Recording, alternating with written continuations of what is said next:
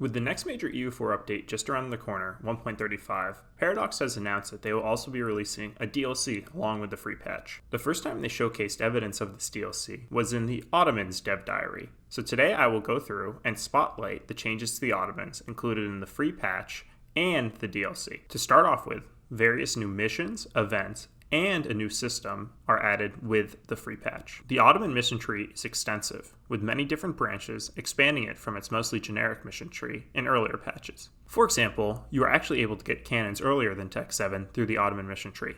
Similarly, you are actually able to significantly advance your country and later get great specific buffs if you follow what the mission tree needs. These include buffs if you capture Rome, being able to change your name, and other great mechanics including cheaper dev cost, better armies, etc. There will also be many events included with this update for great flavor for the Ottomans. One important thing to note is if you go through the North Africa mission tree and you're able to conquer the Maghrebi region there, you'll actually be able to raid coast and privateer more efficiently as the Ottomans, which seems really fun and OP and a cool, interesting way to play the nation.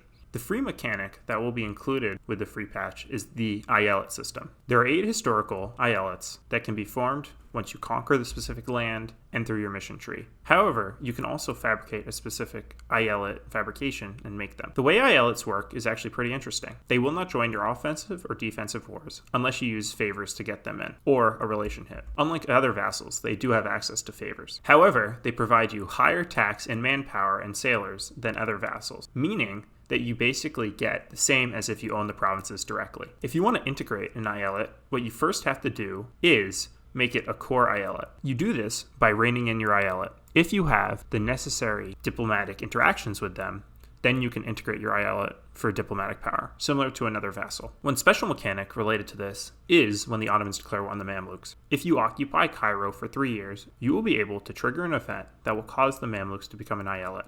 They will be a little less loyal and give you a little less money than other Eyalets, but through separate events and mission trees, you are able to rein them in and make them like any other type of Eyalet vassal. The 2 major features that come with the DLC are the Janissaries estate and Decadence. The Janissaries estate works almost similar to how Protestant and Reformed work by choosing edicts. Unfortunately, while the Janissaries are strong, they will later lead to problems if you don't give them what they want. They will request what they want through events which will weaken your nation. And if you decline, you may start falling into a Janissary revolution. The second mechanic that weakens the Ottomans is Decadence. Decadence is pretty simple. For example, if your nation is doing well, you have positive stability, you don't have debt, you aren't losing war, and you have good legitimacy and are below governing capacity, you keep your decadence down. However, decadence grows if you have the opposite of this: negative stability, loses war, being bankrupt, and so on. So if you're fighting the AI, you may be able to cause them to have high decadence. For a player, however, it will probably be easy to keep it down unless you want to go through the decadence issues. Decadence can lead to a disaster, which will eventually lead to various other major issues for the Ottomans. This is to simulate the historical decline of the Ottomans in the 16th and 17th centuries. While most of these disasters aren't great, if you beat some of them, for example, the Janissary coup, you may get great buffs, including 10% discipline. This is a work in progress, however. There are multiple disasters related to having high decadence, so you should be careful, and it probably won't be worth it unless you're going for min-maxing in World Conquest or maybe min-maxing in EU4 multiplayer and you have protection. An important thing to note is various things have been added through government reforms. The Decadence system, which was formerly in the game, has now been moved to a government reform, alongside various other related interactions with the government in EU4 and being able to reform your government altogether to unlock a new specific Ottoman government. Finally, the last things the devs included are various events that will be included in the DLC.